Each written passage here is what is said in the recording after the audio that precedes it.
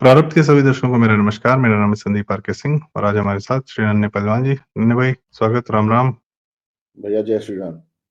जय श्री राम। प्रारब्ध पर अक्सर जो है गंभीर विषयों पर गंभीर चर्चा होती है, पर हमारा पर्पस कुछ और भी है।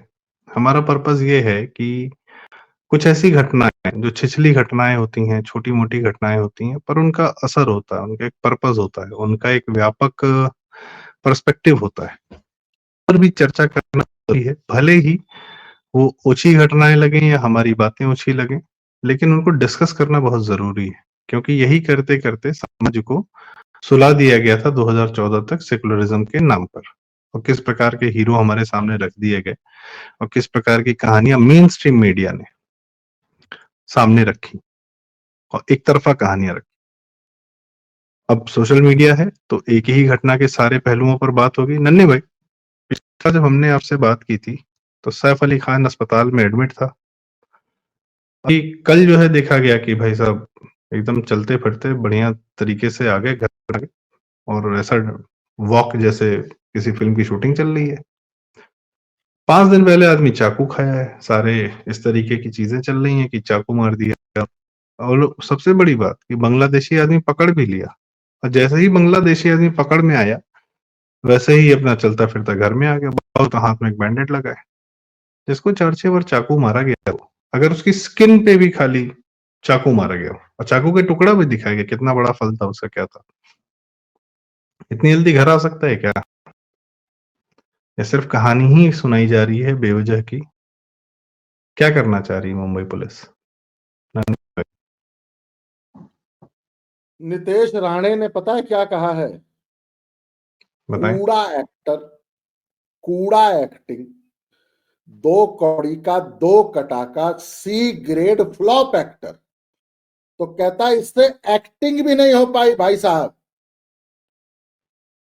कहता वे तुम कैरेक्टर में तो आ जाते, तुमको 5 बार चाकू, 6 बार चाकू, 2.5-2.5 इंच गहरे तुमको स्टैब हुए हो, 2.5 इंच गहरा तुमको गहराई तक तुमको कट लगे हैं, एक्टिंग ही कर लेते। नितेश राणे कहते हैं कि इसको एक्टिंग आती नहीं, एक्टिंग करता कैसे? इसको एक घायल व्यक्ति की एक्टिंग भी नहीं करनी आई। अब आप सोच के देखिए कि महाराष्ट्र गवर्नमेंट का एक इतना सीनियर पॉलिटिशियन ये कह रहा है। नोटी संजय राउत ने तो पूरा मुझे लग रहा है 40 मिनट का एक इंटरव्यू दिया है। वो कहते कि समझ नहीं आ रहा है कि महाराष्ट्र पुलिस उस बांग्लादेशी को प्रेम कर रही है या किसी इब्राहिम अली खान को बचा रही है। कहते लीलावती हॉस्पिटल की फुटेज दिखा दो भाई। आजकल तो कुछ नॉर्म्स फॉलो करने होते हैं ना, जैसे स्कूलों के लिए या इस टाइप के जो इंस्टीट्यूशंस होते हैं उनको एक नॉर्म फॉलो करना होता है। इसमें आपको किसी भी ब्लाइंड स्पॉट पे आपके पास कैमरा जरूर होना चाहिए, सीसीटीवी की 24 घंटे की सर्वेलेंस होनी चाहिए। एंटर करते हुए कोई वीडियो है, उतरते हुए ऑटो में से कोई वीडियो है, हॉस्पिटल में एंटर करते की कोई वीडियो दे दो, प्रेमिसेस में एंटर करते की वीडियो दे दो। हाई राइजेस में भी ये सेम नियम है कि आपको एंट्री एग्जिट लिफ्ट्स में आपको किसी भी ब्लाइंड स्पॉट पे, किसी भी सोशल स्पॉट पे आपको सीसीटीवी कैमरा लगाना जरूरी है और 24 घंटे की फुटेज आपके पास होनी चाहिए। कोई पुलिस कुछ कुछ मतलब पुलिस कुछ दे ही नहीं पा रही है। उस बांग्लादेशी के बाप का बयान आ गया है साहब कि ये जो आदमी जिसकी सीसीटीवी फुटेज पुलिस ने निकाली है, ये मेरे बेटे जैसा एकदम नहीं है। मुंबई पुलिस क्यों, पहले तो क्यों बचा रही है और किसे बचा रही है और किसके दबाव में बचा रही है? मैं आपको एक भाई। बात बताऊं भाई, हम्म। ये हम्म। महाराष्ट्र गवर्नमेंट का, देवेंद्र फडणवीस का फेलियर है। संजय राउत वैसे तो एक बहुत ही घटिया गलीज इंसान है, पर उसने एक बात बहुत इंपॉर्टेंट की है कि महाराष्ट्र में दिन दिहाड़े शरेआम बाबा सिद्दीकी का मर्डर हो जाता है, सलमान खान को जान से मारने की धमकियां दी जा रही हैं, सैफ अली खान पे हमला हो जाता है।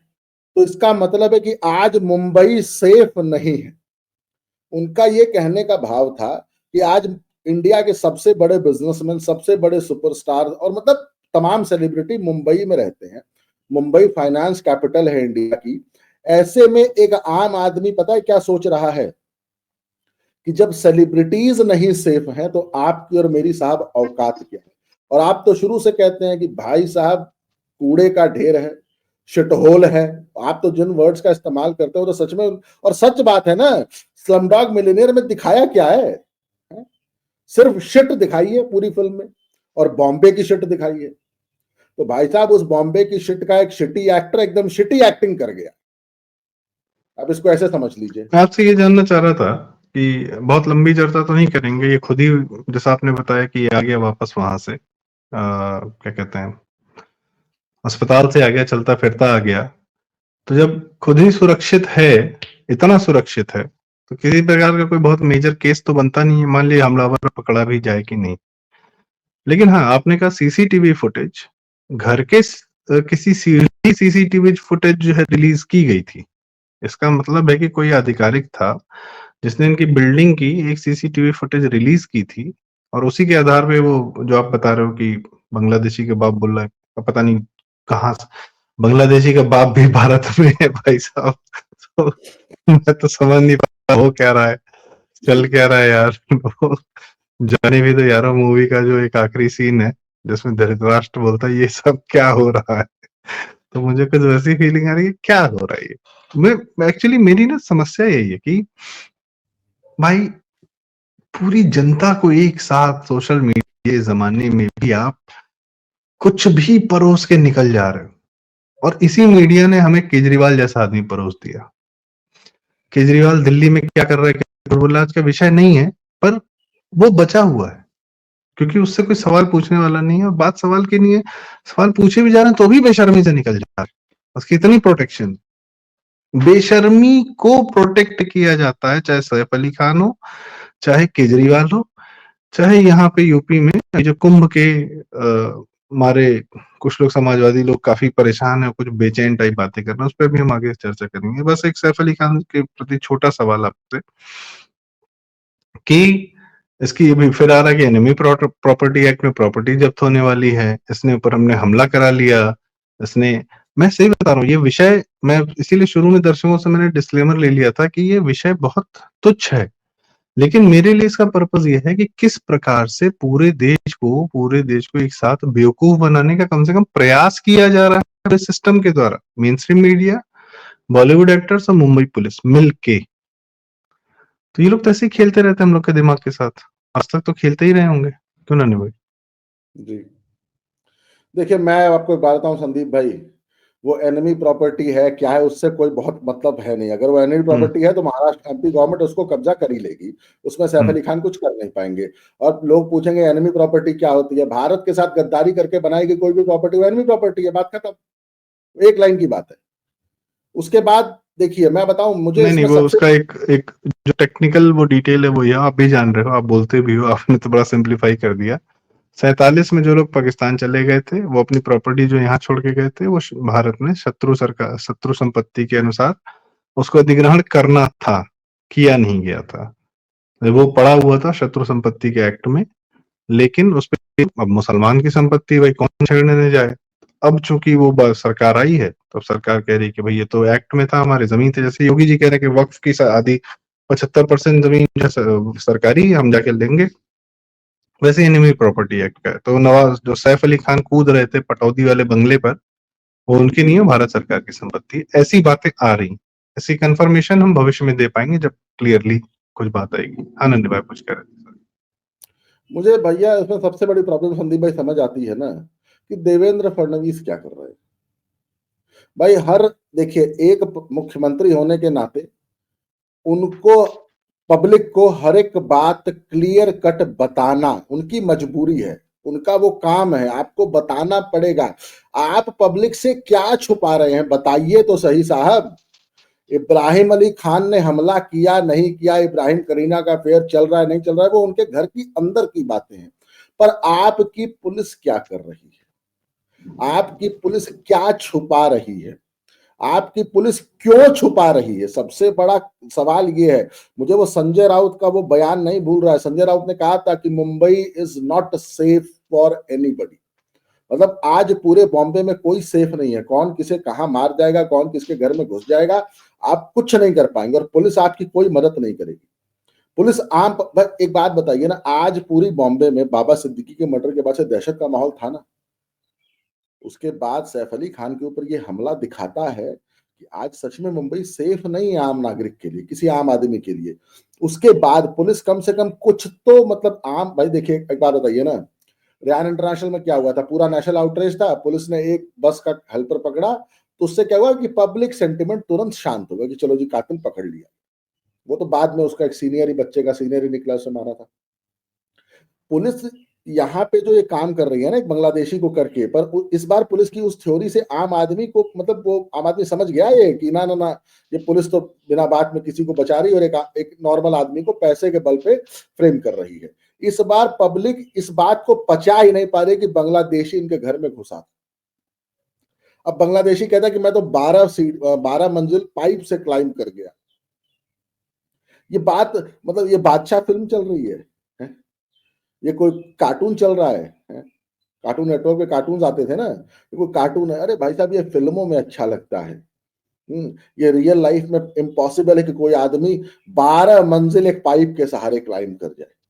मुंबई पुलिस कह रही है कि उसने बयान दिया है कि मैं 12 मंजिल सीढ़ियों से क्लाइम उसे भाई ये पाइप लोग पे सीन रिक्रिएट भी कराते हैं ना, करा लो हाँ, रिक्रिएट, फिर से चढ़ा वहां लो। पे उसका शायद कोई मफलर वफलर या पता नहीं क्या कोई कपड़ा वपड़ा मिला है उसका, या टोपी मिली है अरे शायद छोड़ो उसकी। यार, अब इन लोगों को ना अब डिस्कस करना ही बेकार है। क्या कहा जाए, खैर मुंबई बम फटते थे तब भी सेफ थी, स्पिरिट ऑफ मुंबई अब भी सेफ है भैया। मुंबई हमेशा से सेफ है, बिल्डिंग गिर जाए बारिश में तो भी सेफ है, बाढ़ आ जाए बारिश में तो भी सेफ है, बदबू मारती रहे तब भी सेफ है। समंदर बचा लिया है, वरना मुंबई में पॉल्यूशन दिल्ली से ज्यादा होता। ठीक है, जितना जितना वहां पे, दिल्ली क्या है, लैंडलॉक्ड है ना, इसलिए पॉल्यूशन का असर दिखता है। मुंबई समंदर के किनारे है, लेकिन पॉल्यूशन जनरेट करने के सारे कारण वहां उतने ही हैं, दिल्ली से ज्यादा ही है, कम नहीं है। ना सॉलिड वेस्ट का ट्रीटमेंट है, ना लिक्विड वेस्ट का ट्रीटमेंट है, कुछ नहीं। बस बचे हुए हैं लोग किसी तरीके से समंदर के हवाले हैं। वो भी समंदर किनारे जाओ, बीचेस बदबू मारते हैं, छोड़ दो वो सब कहानी। और बाकी ट्रैफिक, रात के 12 बजे तक ट्रैफिक जाम लगा रहता है। लेकिन भैया सपनों का शहर है, ठीक है। तो दूसरी बात यह है कि मैं ये कह रहा था कि इन लोग की तो कहानी एक अलग है। इन्हीं बॉलीवुड फिल्म सितारों को हमारे ऊपर थोपा जाता था समाजवादी पार्टी द्वारा सैफई महोत्सव करा के, याद होगा। यही सैफ अली खान, यही करीना कपूर और रणवीर सिंह और दुनिया भर के जितने थे, ये समाजवादी पार्टी का एक अद्भुत, अच्छा आजकल नहीं होता है, 7 साल से नहीं हो रहा है, पता नहीं क्यों, शायद सत्ता में नहीं है, शायद इस वजह से सैफई जो है उतना बजट महोत्सव के लायक हो। बजट नहीं है। अरे तो भैया सैफई महोत्सव समाजवादी पार्टी का प्रोग्राम था ना, समाजवादी पार्टी के लिए था। तो सरकार से उसका क्या मतलब, अपनी पार्टी से पार्टी करो। भ्रष्टाचार के पैसे से फंडेड था ना, तो अब 7 साल जो से भी था, भ्रष्टाचार कर नहीं पा रहे हैं। हाँ, तो मैं आपको एक चीज दिखाता हूँ। ये देखिए, कहाँ गया, हाँ ये देखिए, कल जो है योगी जी और कैबिनेट गंगा जी में संगम में उन्होंने अपना आचमन किया, और उसके बाद है नहान किया, और जो नदी में होता है, फिर बाल मन से एक दूसरे के ऊपर हल्का पानी मारने लगे।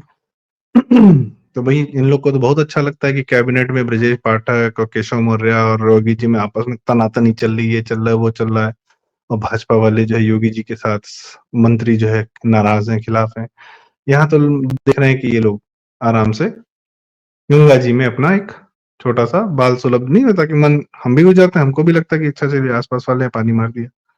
हाँ, वो भी ये नहीं कि किसी और पर, अपने ही लोगों पर। उसकी तुलना फिर समाजवादी पार्टी क्या कह रही है, सड़क छाप तरीके से गंगा मैया की मर्यादा को तार तार करके भाजपाइयों ने अपने संस्कार प्रदर्शित किए हैं। सड़क छाप छपरी लौंडे से बदतर हैं ये सब। इन्हें न धर्म का ज्ञान है, न मर्यादा का भान है, बस ये धर्म का ढोंग करते हैं। ठीक है, ये इनकी भाषा है, ये इनकी भाषा है। और क्या लिखा है, जैसे बारिश के मौसम में गली मोहल्ले के छपरी लौंडे बिहेव करते हैं, बिल्कुल वैसे ही पूरी कैबिनेट आज छपरी लौंडों की बातें बिहेव कर रही है। अब भैया एक बात बताओ, नन्हे भाई, ये लोग, उन्होंने जीवन में सैफई महोत्सव कराया और जीवन भर छपरी पने में इनके कोई कमी नहीं, इन लोग को अधिकार है ये कहने का। और इनकी खुद की भाषा कैसी है? ये कैबिनेट, यूपी की कैबिनेट को और योगी जी जैसे खुद सीएम को छपरी लौंडे बोल रहे हैं। वो समाजवादी पार्टी का media cell, official media cell है। और ये लोग मैं इसीलिए सैफ अली खान की बात मैंने शुरू में इसलिए की क्योंकि इनका सैफ अली खान के कई वीडियोस हैं, रफई महोत्सव में नाचते गाते दिख जाते। बताओ। और ये यही तो था जिसने पूरा मीडिया में हम लोग को जो बेवकूफ बना के रखा।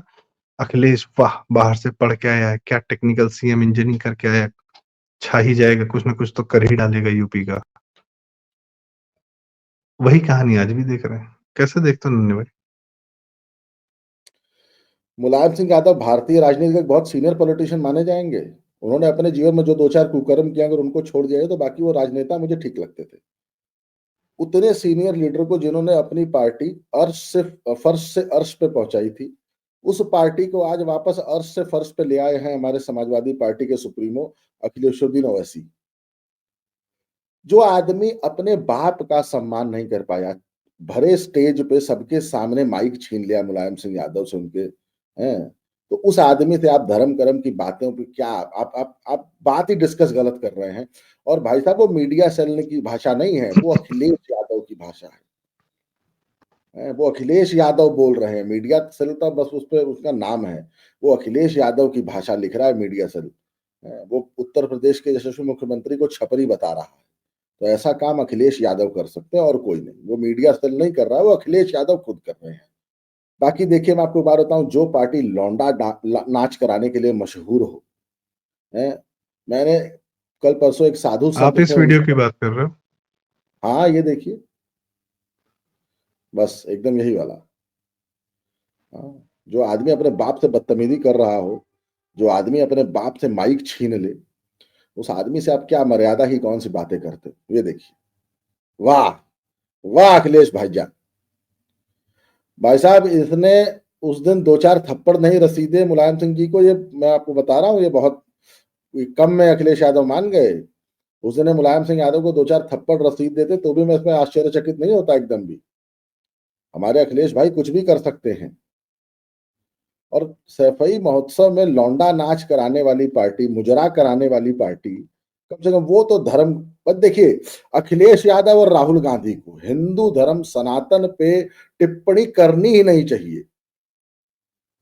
जो व्यक्ति, भाई अखिलेश यादव के पुराने बयान आपको याद है ना कि नहीं नहीं, ना मैं पूजा पाठ करता हूं, ना भगवान में विश्वास करता हूं, ना डिम्पल करती हैं।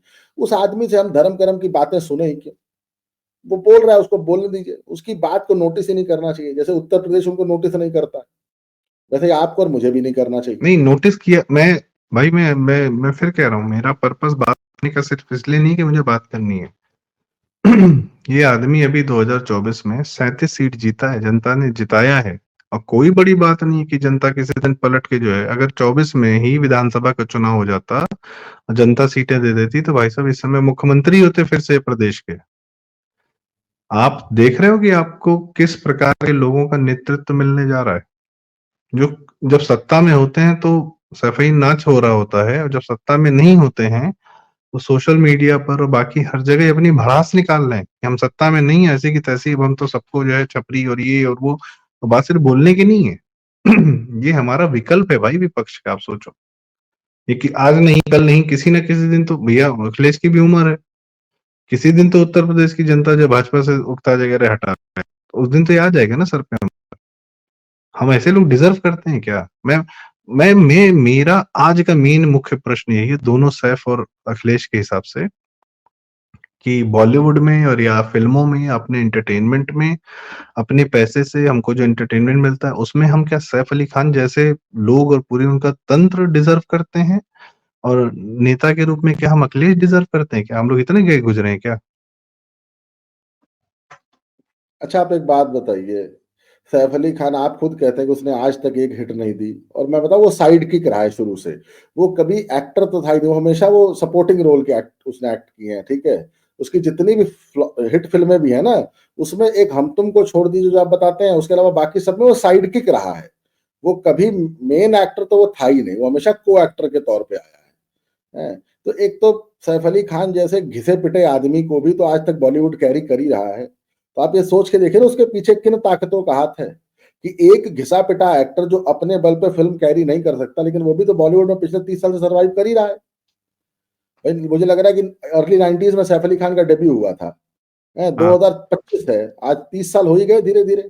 सैफ अली खान इंडस्ट्री में टिके हुए हैं, तो आखिर उसके पीछे किसका हाथ है? कौन सी वो ताकतें हैं जो फ्लॉप एक्टर को भी मेन एक्टर के तौर पे आज भी ले रहे हैं लोग और वो काम कर रहा है।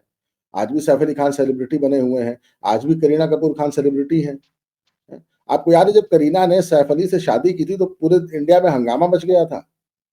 करीना को इतनी गालियां पड़ी थी, इतनी गालियां पड़ी थी, जहां पर मुझे मुझे तो याद है लोगों ने कहा था बताओ शाहिद कपूर जैसा इतना अच्छा लड़का छोड़ के एक दीन वाले भाई एक ईमान बात वाले। बताओ, एक बात बताओ यार नन्हे भाई, जब आप स्वयं जवान होते हो, आप 20-25 और आप शादीशुदा हो उस समय, और आपने उस समय जिस लड़की को बच्चे के रूप में देखा है, वो फोटोज 7 हैं। 8 9 साल 10 साल के बच्चे के रूप में देखा है, कब वो जवान हो जाएगी तो तुम उससे शादी कर लोगे? मतलब मानसिकता का लेवल सोचिए आप। जिस करीना कपूर की, उसने खुद बोला है भाई कि ये 9 साल की थी तब मैंने इसे देखा था, तब ये अमृता से शादी हो चुकी थी इसकी, ये जी इतना सीनियर है। और ये क्या कहते हैं भाई, जिसको बच्चे के रूप में देख लिया उसको, तो फिर वो तो बच्चे, हमारे घर के में कितने बच्चे हो गए आज, बड़े हो गए जो भी हैं, तो भाई क्या हमारी नजर गंदी हो जाएगी? और ये यही हरकतें सिर्फ ये समाजवादी पार्टी के लौंडों की भी होती हैं। यही तो, यही सेम हरकतें होती है ना, जब ये इनका सरकार आती है तो ये लड़कियों को छेड़ने लगते हैं सड़क पे, दंगे हो जाते हैं मुजफ्फरनगर में लड़की छेड़ने के मारे। भाई साहब, ये लड़की नहीं छेड़ते हैं, ये डिंपल यादव को छेड़ देते हैं। सपाई डिंपल यादव को छेड़ देते हैं और डिंपल यादव को कहना पड़ता है कि तुम्हारी शिकायत भैया से करूंगी जाके। आप एक बात बताइए ना, रेप जैसे विभत्स चीज के ऊपर मुलायम सिंह यादव ने बयान दिया था कि बच्चे हैं, लड़के हैं, लड़कों से गलती हो जाती है। आप सोच के देखिए, किसी रेप विक्टिम ने जब ये सुना होगा, या किसी रेप विक्टिम के जब परिवार ने ये और ये सुना होगा। बदायूं वाले कांड के बाद की बात है, हाँ, यस। 2 तो लड़कियों को आप मार के टांग दिया था। उन अच्छा और परिवारों बताओ, को यही बॉलीवुड ने क्या किया था, बदायूं वाले कांड को बोला, फिल्म बनाई, आर्टिकल 15 आयुष्मान खुराना की, और फिल्म बनाई थी उसने अनुभव सिन्हा ने, जो भी कुछ दिन पहले IC 814 सीरीज बना के जो है कंधार हाईजैकर्स को भी जो है क्लीन चिट दिया जा रहा था, उसका नाम ही नहीं होगा। आर्टिकल 15 बनाई उसने, और उसने ये कहा कि यह कहानी सत्य घटनाओं, उत्तर प्रदेश की सत्य घटनाओं पर आधारित है। उसने परपेट्रेटर जो थे, रेपिस्ट थे, वो लोग यादव लोग थे, वो चेंज कर दिया, बोला सवर्ण थे, फिल्म में सवर्ण कर दिया, और सीएम चेंज कर दिया कि सीएम महंत है, और जबकि उस समय सीएम अखिलेश था। अब बोला सत्य घटना से, झूठ एक घटना उठाया, उसमें झूठ परोसा, और ये बॉलीवुड के ही लोगों ने, अनुभव सिन्हा ने किया। आयुष्मान खुराना एक्टर था, बड़ी चर्चित रही फिल्म। तो मैं ये जो गठजोड़ देखता हूं ना, अखिलेश यादव का क्यों, अखिलेश यादव ने यहाँ पे फिल्म का वो शुरू किया था, फिल्म बंधु, और फिल्म पैसा देना, सब्सिडी देना, सब आके एकदम चरणों में लौट गया था पूरा बॉलीवुड। तो हम ये मिला जुला यही तंत्र हमको मिलेगा हर तरफ से, और इन सबको इन सबको बचाने वाला main stream media, TV media या पत्रकार जो पहले हुआ करते थे। मतलब आप सोचो कि हम कैसे, किन लोगों से घिरे हुए थे, और हो सकता है, बहुत चांस है कि भविष्य में भी ये लोग हमारे सर पे आके फिर बैठ जाए। चिंता यहाँ है। चंद्रशेखर आजाद की मुखबिरी किसी अंग्रेज ने नहीं की थी, हिंदुस्तानी ने की थी भाई साहब, आपको याद है हाँ, ना? यशपाल ने की थी, यशपाल राइटर था, उसको बहुत बड़ा सम्मान मिला था। यशपाल की एक बहुत फेमस कहानी पर्दा, और नॉवल है झूठा सच, तो उसने की थी। तो आपके देश में ही ऐसे राष्ट्रद्रोही बसते हैं जिनका काम है भारत की अखंडता संप्रभुता को नष्ट करना, भारत का विनाश। उन्होंने पैसे लिए हैं विश्व की उन ताकतों से, काली ताकतों से, और उनको एक कार्य मिला है, उनको एक प्रोजेक्ट मिला है, how to destroy India, how to defame India. India का विनाश ही उनका असली लक्ष्य है। इंडिया एकदम बांग्लादेश, वेनेजुला, पाकिस्तान, अफगानिस्तान, यमन बन जाए। मतलब हिंदुस्तान जब तक बर्बाद नहीं हो जाएगा, ये लोग चैन की सांस नहीं लेंगे।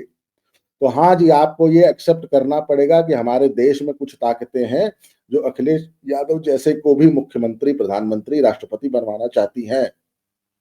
और इन लोगों का एक काम है, एंटी इंडिया कैंपेन चलाओ, इंडिया को जगह जगह बदनाम करो। आज मैं इंस्टाग्राम पे एक वीडियो देख रहा था, एक अंग्रेज लड़का अमेरिका या कहीं यूरोप में रोड चलते लोगों से पूछ रहा था कि dirtiest country in the world. पता है भाई साहब, 90% लोगों ने इंडिया कहा।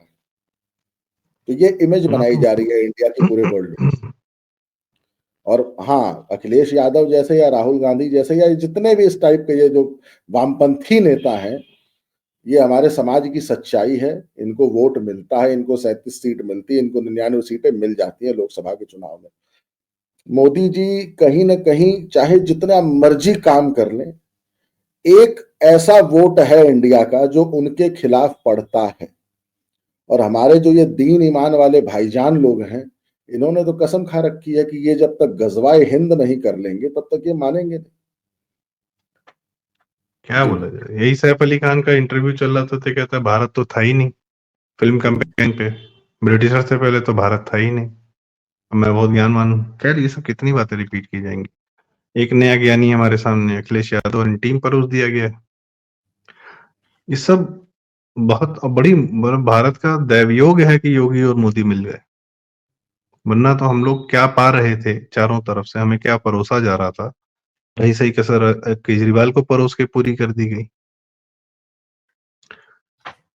ये इसलिए जब दर्शकों हमारी चर्चा इसलिए जरूरी है क्योंकि आप स्वयं देखें कि आपको क्या परोसा गया है मेन स्ट्रीम मीडिया के द्वारा आज तक। हिंदू धर्म गड़बड़ है, सेकुलरिज्म ठीक है, इस्लाम बहुत बढ़िया है, अजान की आवाज आहा क्या बात है, और बिल्ला आसपास नंबर फिर उसका असर क्या होता है, फिल्में बताती हैं कि अजान हो क्या सुंदर आवाज। बिल्ला हाँ नंबर 786,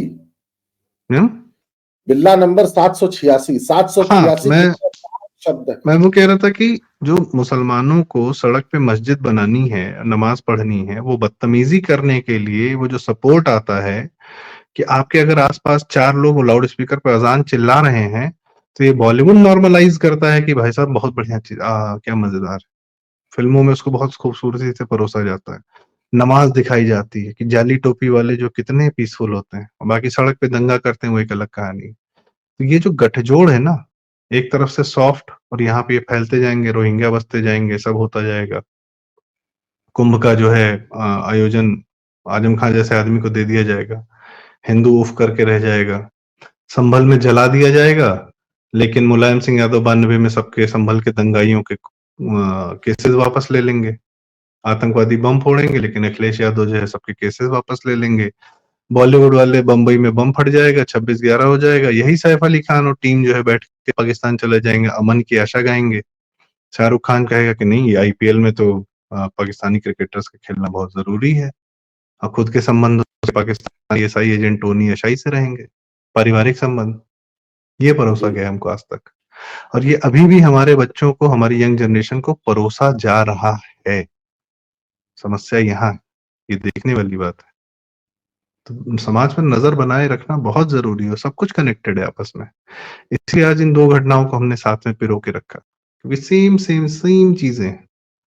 भले एक लखनऊ में हो रही हो, एक मुंबई में, पर हो सब कुछ एंटी हिंदू ही रहा है। यही कहना चाह रहा था मैं आपसे। तो नन्हे भाई बहुत बहुत धन्यवाद, आपने विचार भी रखे और बहुत कायदे से हमें डिटेल में बताया जो बॉलीवुड में या मुंबई में या जो देवेंद्र फडणवीस, उसमें हमारी सरकारों को भी, भाजपा की सरकारों की भी कमी है, वो भी बात की जाएगी, क्यों नहीं टांगे जाते हैं लोग। तो नन्हे भाई बहुत बहुत धन्यवाद, आपने समय दिया। और दर्शकों से रिक्वेस्ट, अगर आपको यह बातें सही लगी हो, जरूरी लगी हो, काम की लगी हो, तो कृपया वीडियो लाइक करें, शेयर करें, चैनल जरूर सब्सक्राइब करें। प्रारब्ध समाज को देख कर उसमें कुछ अपने लिए जो नुकसानदायक है हिंदू धर्म के लिए, हिंदुओं के लिए, हम उस पर बात करेंगे, जो फायदेमंद है हम उस पर भी बात करेंगे, और चर्चाओं का करते रहना बहुत जरूरी, इसलिए हम ये चर्चाएं करते हैं। थैंक यू सो मच, नमस्कार। चैनल जरूर सब्सक्राइब करें, बाबा की खरी खोटी और प्रारब्ध। धन्यवाद।